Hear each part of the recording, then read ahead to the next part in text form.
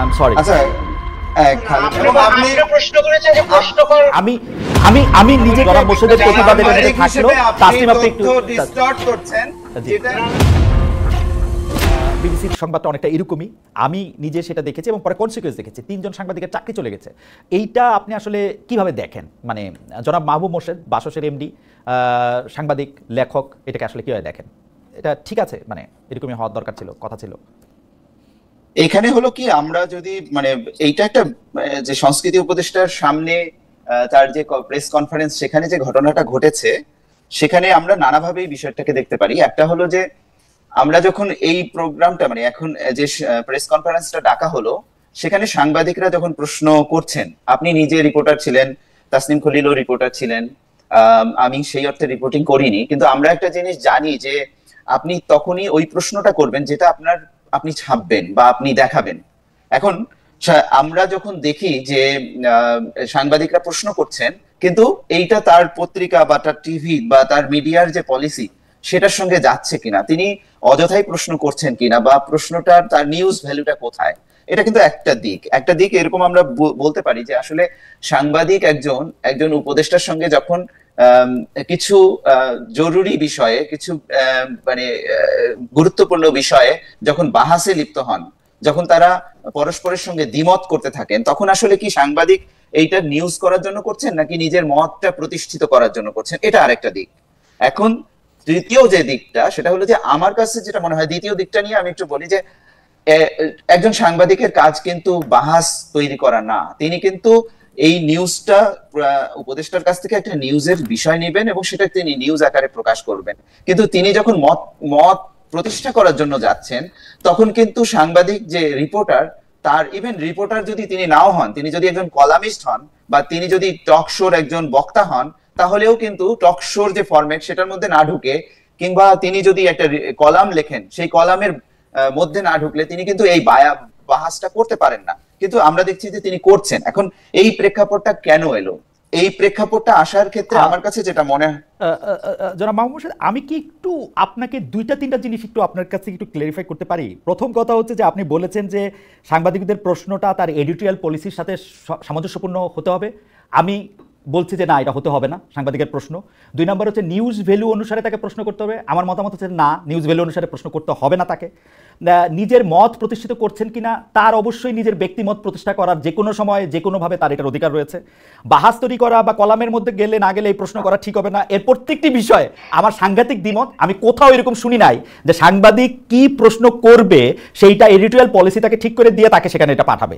কি ছাপবে, কি প্রকাশ করবে, সেটা আলাদা কথা, কিন্তু আলাদা গল্প। কিন্তু আপনি একটা সাংবাদিককে যদি একটা গাইড বই দিয়ে জনাব মোর্শেদ কোথাও পাঠান, আমি এটা শুনি নাই, আমি এটা কখনো শুনি নাই, কোনো টেক্সট বুকে দেখি নাই, কোথাও কোনো নিয়ম নীতি।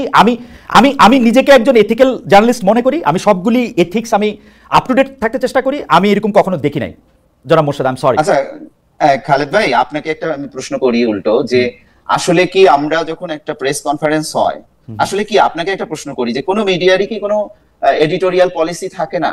তার সাংবাদিকের কি কোনো মান্য কোনো আচার আচরণ থাকে না? আমি আপনাকে প্রশ্নটার উত্তরটা দেই, যদি আপনি আমার থেকে উত্তরটা চান। প্রথম কথা হচ্ছে অবশ্যই প্রতিটা মিডিয়া হাউসের নিজস্ব পলিসি থাকে, নিজস্ব হাউস রুল থাকে, এবং তারা তাদের পাঠকের কাছে, দর্শকের কাছে দায়বদ্ধ হিসাবে পাবলিক ইন্টারেস্টকে কর্নারস্টোন ধরে তারা অবশ্যই এটার মধ্যে নিউজ করে। কিন্তু একটা রিপোর্টারকে যখন কোথাও পাঠানো হয়, সেই রিপোর্টারকে তার এডিটোরিয়াল পলিসি অনুসারে প্রশ্ন করতে হবে, এবং সেই এডিটোরিয়াল পলিসিটা হচ্ছে ঠিক এরকম যে এই প্রশ্ন মোস্তফা সরোয়ার ফারুকীকে করা যাবে না, এইটা দেওয়া অ্যাবসার্ড, ইম্পসিবল। আচ্ছা খালেদ ভাই, আমি আরেকটা প্রশ্ন করি আপনাকে, সেটা হলো যে মোস্তফা সরোয়ার ফারুকী যে প্রেস কনফারেন্সটি করছিলেন, সেটার উদ্দেশ্যটা কি ছিল? আপনি তো দেখেছেন। আমি আমি আমি আমি আমি মাহবুব মোর্শেদ ভাই, আমি আসলে আপনাকে শুনতে এসেছি, দর্শকরা আপনাকেই শুনতে চায়, আমাকে না। কিন্তু তারপর আমি বলি, প্রেস কনফারেন্সের উদ্দেশ্য যাই হোক, আমি একটা বাংলাদেশের কোনো একটা গুরুত্বপূর্ণ চেয়ারে প্রতিষ্ঠিত কাউকে আমি যে কোনো জায়গায় পাই, উনি যদি আমাকে অন রেকর্ড আমার ক্যামেরা খুলতে আমার সামনে অনুমতি দেন, আমি তাকে যে কোনো সময় যে কোনো অবস্থায় যে কোনো প্রশ্ন করতে পারি। এটা হচ্ছে আমার আন্ডারস্ট্যান্ডিং অফ জার্নালিজম। খালেদ ভাই, আমি যদি আপনাকে প্রশ্ন করি, এই প্রশ্নটার একটা, এই প্রেস কনফারেন্সে তো একটা পারপাস ছিল। আপনি ধরেন আমাদের যেটা মানে একটা কাস্টম থাকে যে আমি যে কারণে আপনার বাসায় রাতে গিয়েছি, আমাকে আপনি রাতের খাবার সেখানে খেতে ডেকেছেন, আমি কি আপনাকে ওখানে অন্য কিছু আরেকটা আপনার যেটা প্রসঙ্গ না, আপনার যেটা প্রস্তুতি নেই, সেরকম একটা দাবি করতে পারি কিনা? পারি বা ধরেন ধরেন পারি আমি উদাহরণ দেই। ধরেন প্রফেসর ডক্টর মোহাম্মদ ইউনূস কাতার ঘুরে এসেছেন এবং তিনি সংবাদ সম্মেলনটা করছেন যে কাতারে তার সফর নিয়ে আমি অবশ্যই তারে প্রশ্ন করতে পারি রোহিঙ্গাদের করিডোর কেন দিলেন, এই প্রস্তুতিটা থাকতে হবে ওনার। দ্যাটস ওয়াই উনি ডক্টর মোহাম্মদ ইউনূস এবং এখন সরকার প্রধান হিসেবে বসছেন। সংস্কৃতি উপদেষ্টার এই এবং আপনি খেয়াল করে দেখবেন, আমি জনাব মুস্তফা সরোয়ার ফারুকীকে অনেক বাহবা দেই, তিনি কিন্তু ওই প্রশ্ন উদ্দেশ্য বিদেহ যাই থাকুক না কেন মারাত্মক ভালো সামলেছেন, তিনি ভালো পারফরমেন্স করেছেন, তিনি ভালোভাবে এটা করেছেন। তিনি আমি কিন্তু তাকে বড় ভালো পয়েন্ট দিব যে তিনি সাংবাদিকদের ভালো সামলেছেন এবং উপযুক্ত উত্তরও দিয়েছেন। উপযুক্ত কিনা সেটা অন্য কথা, ভালো উত্তর দিয়েছেন। আচ্ছা, ভালো উত্তর দিয়েছেন, ঠিক আছে, কিন্তু আপনার কি মনে হয় যে উনি কিন্তু ওই প্রেস কনফারেন্সের ডিটেইলটা যদি আপনি পড়েন, ওখানে কিন্তু উনি বলছেন যে প্রেস কনফারেন্স কেন ডাকলাম, আপনারা এটাকে কোন দিকে নিয়ে না, এটা উনি আমি উনার থেকে একটু সাংবাদিকতা উনি জানবেন এটা আমি আশা করি না। উনি প্রেস কনফারেন্স যে কারণেই ডাকুক, আমি ওনাকে যে কোনো প্রশ্ন করতে পারি। মোর্শেদ ভাই, আপনি এটা চেক করে দেখতে পারেন। এইটা সারা পৃথিবীর সাংবাদিকরা যে কোনো সময় যে কোনো জায়গায় যে কোনো লোককে পাবে। উনি যদি অফ দ্য রেকর্ডের শিলটা না নেন, তাহলে উনি এই প্রশ্ন তাকে করতে পারবেন। আচ্ছা খালেদ ভাই, আপনি তো অনেক জি সাউন্ড মনে হয় চলে গেছে। আচ্ছা, আমি একটু প্রশ্ন করি আপনাকে, সেটা হলো আপনি তো অনেক দিন ধরে সাংবাদিকতা করছেন এবং অনেক বড় বড় জায়গায় আপনি সাংবাদিকতা করেছেন। যে কোনো জায়গায় যে কোনো পরিস্থিতিতে যে কাউকে যে কোনো প্রশ্ন করা যায়, এই বিষয়ে কিছু উদ্ধৃতি আপনি কি আমাদের দিতে পারেন? না, আমি মুখস্থ উদ্ধৃতি দিতে পারবো না, কিন্তু আমার কাছে আমি আপনাকে নিশ্চয়তা দিয়ে বলতেছি, মাহবুব হোসেন ভাই, আমি উদ্ধৃতি মুখস্থ করে আসি না, আমি আপনাকে নিশ্চয়তা দিয়ে বলতেছি।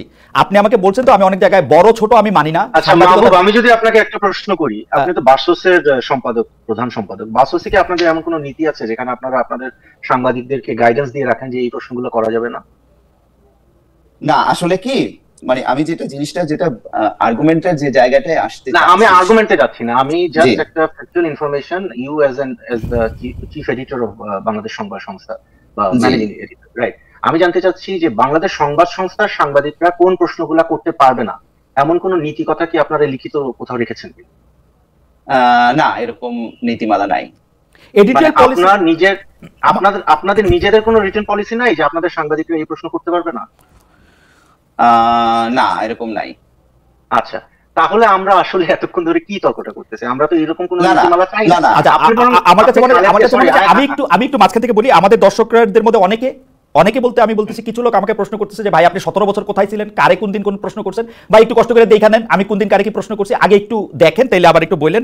আর আরেকজন বলতেছেন যে 3টা প্রশ্ন ছিল, 3টাই ছিল উদ্দেশ্যমূলক। আমি বলতে চাই যে হ্যাঁ, 3টাই উদ্দেশ্যমূলক প্রশ্ন ছিল, কিন্তু উদ্দেশ্যমূলক প্রশ্ন করার অধিকারও সাংবাদিকের আছে এবং এই প্রশ্ন করা কোনো ক্রাইম না। তবে যারা মাহবুব হোসেন, আপনি যদি একটু সময় দেন আমি 1টা মিনিট আবার একটু তাসিম থেকে ঘুরে আসি। তাসিম, আমার কাছে কিন্তু মনে হচ্ছে এখানে সরকারের যত না দায়, তার চেয়ে অনেক বেশি দায় আমাদের এই দুর্বল এবং খুবই নতজানু এই প্রতিষ্ঠানগুলোর, যে প্রতিষ্ঠানগুলি তার সাংবাদিকদের ব্যাক করে না।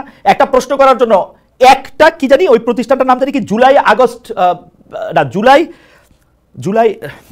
জুলাই রেভলিউশনারি ওরকম একটা সংস্থা তাকে বলছে যে মার্চ করবে, ওর একটা লাইনে ও 3টা লোকে চাকরি খেয়ে ফেলছে, 3টা প্রতিষ্ঠান। এইটা নিয়ে যদি আপনি একটু দেখেন যে সারা দুনিয়াতে এরকম কখনো হয়, মানে একটা প্রশ্ন করে আসছে তারে ব্যাক না করে তারে স্যাক করে দেয়।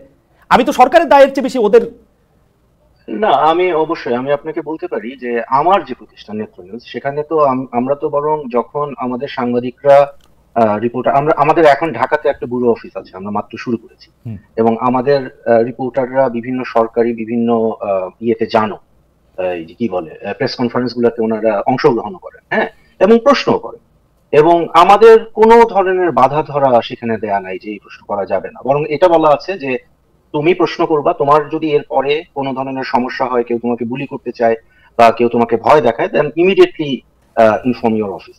আমাকে এটা একটা জিনিস বলে নিতে হবে যে নেত্র নিউজের ক্ষেত্রে কোনো ধরনের চাপ, কোনো ধরনের হুমকি কোনো দিক থেকে আমরা এখন পাই না, যেটা একসময় ছিল। মানে হাসিনা শাহীর আমলে আপনারা জানেন আমাদের কি অবস্থা ছিল। বরং বর্তমান সরকারের পক্ষ থেকে মানে সঠিক কি বলে আপনার প্রপার ওয়েতে আমরা যদি ওনাদের কাছে কিছু চাই, ফর এক্সাম্পল একটা ইন্টারভিউ চাই বা একটা কমেন্ট চাই, ওনারা যথেষ্ট চেষ্টা করেন।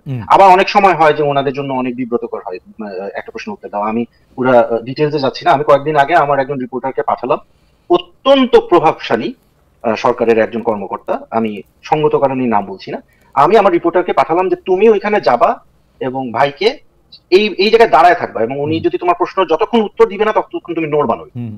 পরে সে আমাকে বললো যে উনি মানে বলতে গেলে উনি বলছে যে না আমি এটা নিয়ে কমেন্ট করবো না বলে উনি প্রায় দৌড়ায় চলে গেছে। হ্যাঁ, কিন্তু I am not going to penalize my reporter for doing his job. হ্যাঁ, যার সাথে এই ঘটনাটা ঘটছে ওনার সাথে আমার অসম্ভব ভালো ব্যক্তিগত, মানে আমি ঢাকায় গেলে ওনার সাথে মানে রাত জেগে আড্ডা দিই এরকম, কিন্তু আমি কিন্তু এই জিনিসটা কখনোই আমার রিপোর্টারকে বলবো না যে তুমি প্রশ্ন করতে পারবে না। তো আপনি খুব ভালো একটা জায়গায় এখানে হাত দিলেন। এবং মাহবুবের ব্যাপারে আমি একটু মন খারাপ হলো যে মাহবুব মোর্শেদ কিন্তু মানে যেভাবে জিনিসটাকে ডিফেন্ড করার চেষ্টা করেছেন, মনে হচ্ছে যে মানে সরকার হয়তো কোনো একভাবে বা সরকারি যেহেতু মানে বাংলাদেশ সংবাদ সংস্থা এখনো রাষ্ট্রীয় সংবাদ সংস্থা, হয়তো সরকার চেষ্টা করতেছে বলার যে সব প্রশ্ন করা যায় না। আমি কিন্তু বাংলাদেশ সরকারের কাছ থেকে এমন কোনো কিছু এখন পর্যন্ত দেখি। সমস্যা যেটা না তাসনিম, আমি একটু ক্লিয়ার করি, এটা আসলে সরকার মানে সরকারের ভাষণ। বাবু ভাই আপনি অনেক আমি খুব দুঃখিত, আপনি প্রধান সম্পাদক, আপনি বাসসের প্রধান সম্পাদক হিসাবে আপনি আরো দুইজন সাংবাদিকের সাথে বসে আপনি বলতেছেন যে প্রশ্ন করা যাবে না, এটা খুব দুঃখজনক। আমি আই রেজিস্টার মাই প্রোটেস্ট। না এটা আমি কথা শেষ করি। আমি এটার প্রতিবাদটা জানিয়ে রাখি, এটা কিন্তু খুবই সরলীকরণ এবং আমি মোটেও এটা আমি শক্ত প্রতিবাদ জানিয়ে রাখি। ঠিক আছে, জনাব মোর্শেদের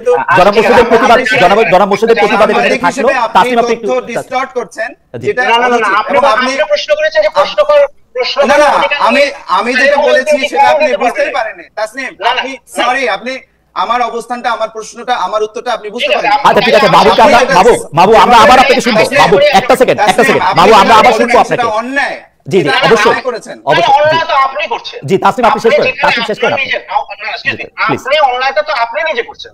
বাংলাদেশ সংবাদ সংস্থার কোনো নীতি নাই, আপনার মুখের কথা, যে সাংবাদিক ওই প্রশ্ন করতে পারবেন না, এবং you are trying to impose যে না সাংবাদিকরা সব প্রশ্ন করতে পারবে না। এটা কি একটা দ্বিচারিতা হয়ে গেল না? এনিওয়ে খালেদ যে আমি একটু বলি বাবু ভাই আমার মনে হয় আপনি আপনার কথা বলেন, আমি আমারটা বলবো। আপনি আমাকে কন্টেস্ট করলে আমার মনে হয় যে মাহবুব মোর্শেদ আমি একটা কথা বলি, আমি একটা কথা বলি, আমার কথা তো তিনি বুঝতেই পারছেন না, আমাকে তিনি কেন কন্টেস্ট করছেন? আপনি উপস্থাপক, আপনি তার প্রশ্নটা তার কাছে করেন, আমি তার কাছে কিন্তু জবাব দেব। কিন্তু আমার কাছে মনে হয় যে মাহবুব মোর্শেদ